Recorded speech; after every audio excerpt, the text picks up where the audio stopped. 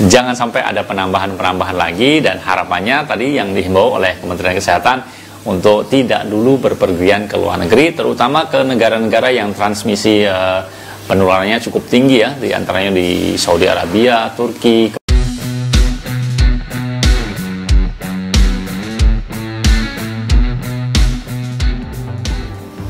Assalamualaikum warahmatullahi wabarakatuh, sahabat MOC, apa kabar? Mengawali tahun 2022, tetap semangat ya teman-teman semuanya. Mas Oji Channel kembali hadir membersamai teman-teman semuanya untuk menyajikan informasi-informasi yang terbaik, terkini ya. Kita masih berbicara seputaran vaksin atau mungkin COVID-19 ya. Ini kita masih dihebohkan dengan varian baru yaitu Omicron, di mana di Indonesia ini sudah ada penambahan kasus baru dari varian COVID-19 yaitu Omicron. Nah, informasinya ada sekitar 136 orang yang saat ini sudah terpapar oleh virus Omicron, varian baru dari COVID-19.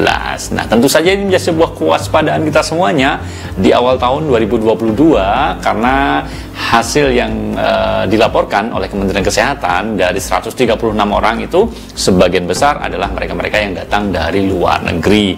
Kita menghimbau teman-teman semuanya untuk tidak dulu berpergian ke luar negeri gitu ya. Nah, bagaimana informasi selengkapnya? Ini dia tentang Omicron di Indonesia. Ya, kasus Omicron di Indonesia ini terkonfirmasi sebanyak 136 orang. Juru bicara vaksinasi COVID-19 dari Kementerian Kesehatan, Dr. Siti Nadia Tarmizi, mengungkapkan ada tambahan 68 kasus baru berasal dari pelaku perjalanan luar negeri dan 11 diantaranya merupakan warga negara asing. Semua kasus merupakan pelaku perjalanan luar negeri dengan asal negara kedatangan yang paling banyak dari Arab Saudi, Turki, Uni Emirat Arab, dan Amerika Serikat, kata Nadia pada Sabtu 1 Januari 2022. Dari 68 kasus konfirmasi Omicron tersebut, sebanyak 29 orang tidak memiliki gejala, 29 orang sakit dengan gejala ringan, dan 1 orang sakit dengan gejala sedang, dan 9 orang lain tanpa keterangan. Dari data WHO, dari penghitungan prediksi peningkatan kasus akibat Omicron ini dibandingkan dengan Delta dan dengan mempertimbangkan tingkat penularan dan risiko keparahan, maka didapat hasil bahwa kemungkinan akan terjadi peningkatan penambahan kasus yang cepat akibat dari Omicron.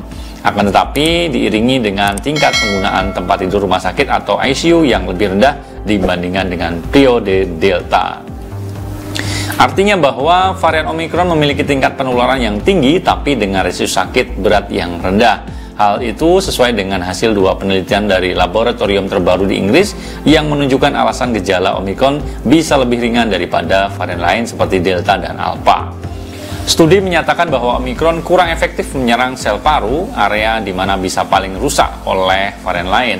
Namun di balik kelemahannya itu, Omicron menjadi varian yang paling menular dari yang lain. Sebanyak 31 ilmuwan dari universitas yang berbeda berkolaborasi dalam proyek untuk studi pertama Omicron itu.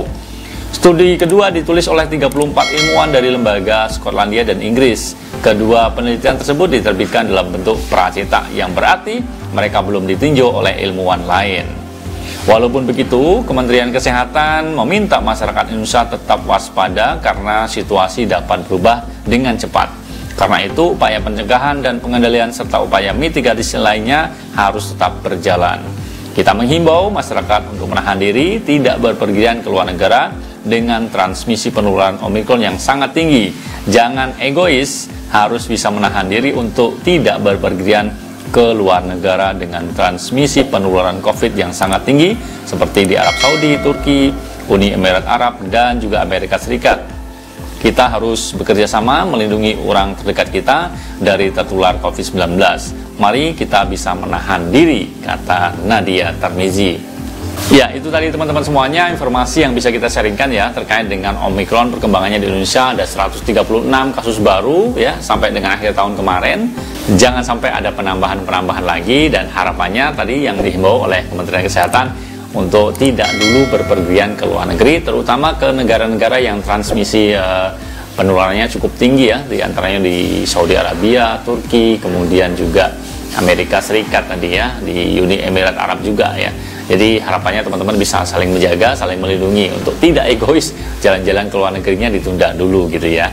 Nah, teman-teman semuanya, itu aja informasi yang bisa kita sharingkan pada kesempatan kali ini. Terima kasih kebersamaannya. Awal tahun tetap semangat dan jaga kondisi kesehatan karena pandemi ini belum berakhir. Tetap patuhi protokol kesehatan ya.